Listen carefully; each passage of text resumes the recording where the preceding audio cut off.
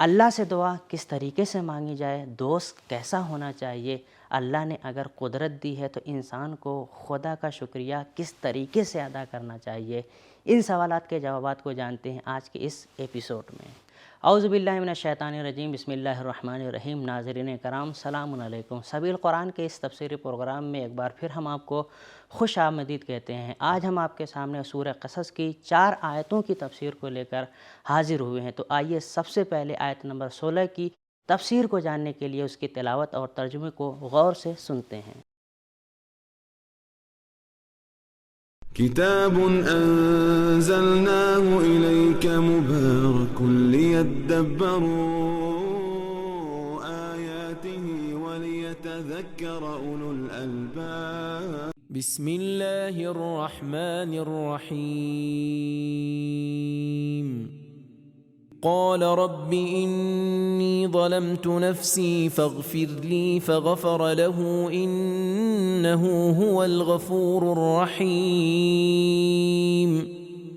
پھر بارگاہ خدا میں عرض کی، پروردگارا بے شک میں نے اپنے اوپر ظلم کیا کہ اس شہر میں آیا تو تو مجھے دشمنوں سے پوشیدہ رکھ۔ غرض خدا نے انہیں پوشیدہ رکھا، اس میں تو شک ہی نہیں کہ وہ بڑا پوشیدہ رکھنے والا مہربان ہے۔ ناظرین، ہم نے اس آیت کی دل نشین تلاوت اور ترجمے کو غور سے سن لیا ہے، اب اس آیت کے نقطے کو بھی سن لیتے ہیں۔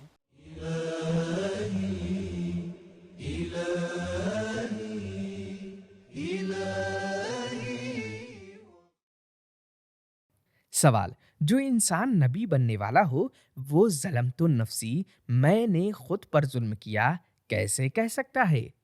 جواب: یہاں خود پر ظلم کرنے سے مراد گناہ نہیں ہے، بلکہ غیر ارادی قتل کے سماجی اثرات میں پھنس جانا ہے۔ لہٰذا یہ چیز عصمت کے مخالف نہیں ہے، کیونکہ خداوند متعال حضرت موسیٰ کو مخلص کہتا ہے، انہ کان مخلصا، سورہ مریم آیت نمبر 51۔ اور جو اس درجے پر پہنچ جاتا ہے وہ گناہ نہیں کرتا، کیونکہ شیطان نے یہ اقرار کیا ہے کہ مخلصین پر اسے کوئی اختیار نہیں ہے۔ ناظرین، ہم نے اس آیت کے ایک اہم نقطے کو سن لیا ہے، اب پیغام کو بھی جان لیتے ہیں۔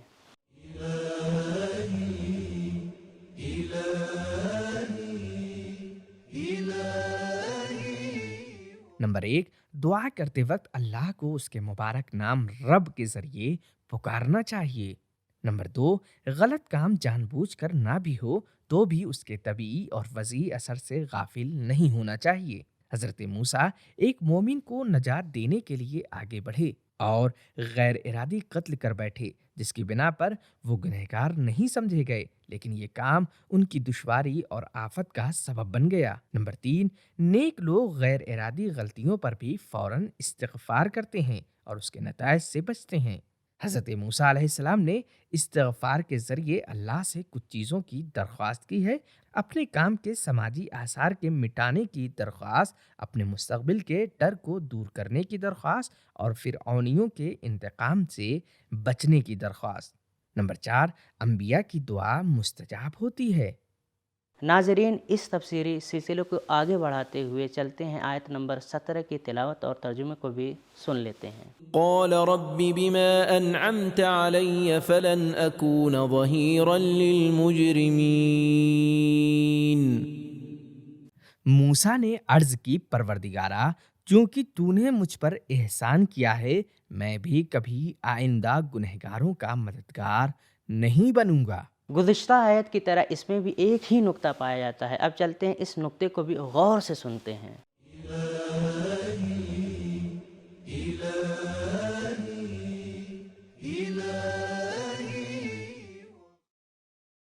انعمت علیہ میں نعمت سے مراد شاید اللہ کی معافی اور بخشش ہے۔ ناظرین، ہم نے اس آیت کے مفید نقطے کو جان لیا ہے، اب اس آیت کے مفید پیغام پر بھی روشنی ڈالتے ہیں۔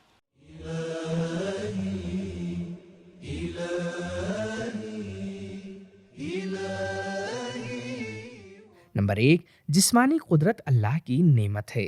جناب موسیٰ اتنے طاقتور تھے کہ ایک ہی گھوسے میں کافر کا کام تمام کر دیا۔ نمبر 2، دوسروں پر ظلم نہ کرنا اللہ کی نعمت کا شکر ہے۔ مضبوط بازوؤں کا شکریہ ہے کہ کمزور کا ہاتھ تھاما جائے۔ نمبر 3، گنہگار کا ساتھ دینا بھی گناہ ہے۔ روایتوں کے مطابق دوسروں کے گناہ پر راضی ہونے والا بھی گنہگار سمجھا جاتا ہے۔ الحمدللہ ہم نے اب تک 17 آیتوں کی تفسیر کو جان لیا ہے۔ اب آیت نمبر 18 کی تفسیر کو جاننے کے لیے اس کی تلاوت اور ترجمے کو غور سے سنتے ہیں۔ فأصبح في المدينة خائفا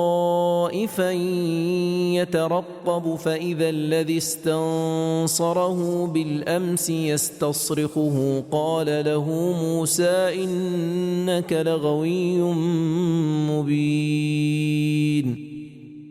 صبح کو امید و بیم کی حالت میں موسیٰ شہر میں گئے تو کیا دیکھتے ہیں کہ وہی شخص جس نے کل ان سے مدد مانگی تھی ان سے پھر فریاد کر رہا ہے۔ موسیٰ نے اس سے کہا بے شک تو یقینی کھلم کھلا گمراہ ہے۔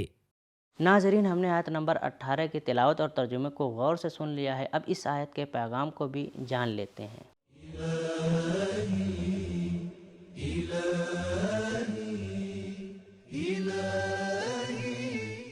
نمبر 1، ہر ایک ڈر برا نہیں ہوتا۔ اپنے مقصد تک نہ پہنچ پانے یا دشمن کے اس کی آرزوؤں تک پہنچنے کا ڈر برا نہیں بلکہ اچھی چیز ہے۔ نمبر 2، اپنے کاموں اور ارادوں کے عکس العمل کے بارے میں احتیاط کریں۔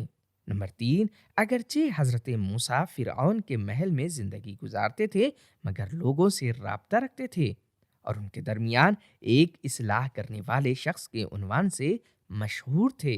نمبر 4، اگر کسی مقام پر آپ کا فرض تقیہ کرنا ہو اور مصلحتوں کی بنا پر مقصد کو چھپا کر رکھنا ہو تو ایسی صورت میں روزانہ مشتعل نہیں ہونا چاہیے، اور اگر اس چیز کی رعایت نہیں کی تو گنہگار ہوں گے۔ نمبر 5، بلا وجہ کے اپنے پن کی سرزنش کرنی چاہیے اور صرف ایک قبیلہ اور گروہ سے ہونے کی بنا پر اپنوں کی برائیوں کو اندیکھا نہیں کرنا چاہیے۔ اس ایپیسوڈ کی آخری آیت کی تفسیر کو جاننے کے لیے سب سے پہلے اس کی تلاوت اور ترجمے کو غور سے سنتے ہیں۔ فلما أن أراد أن يبطش بالذي هو عدو لهما قال يا موسى أتريد أن تقتلني كما قتلت نفسا بالأمس إن تريد إلا أن تكون جبارا في الأرض وما تريد أن تكون من المصلحين۔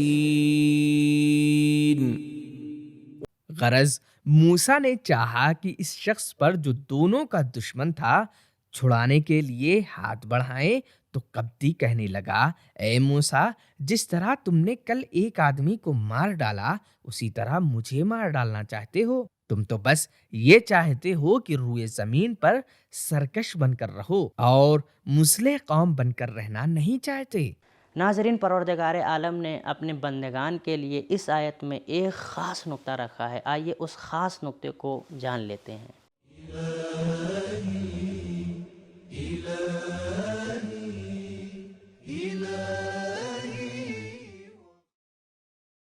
لفظ بطش کا معنی ہے ایسا غصہ جس میں شدت اور قدرت پائی جاتی ہو۔ ناظرین، ہم نے آیت نمبر 19 کی تلاوت، ترجمہ اور نقطے کو جان لیا ہے۔ اب اس آیت کے پیغام کو بھی جان لیتے ہیں۔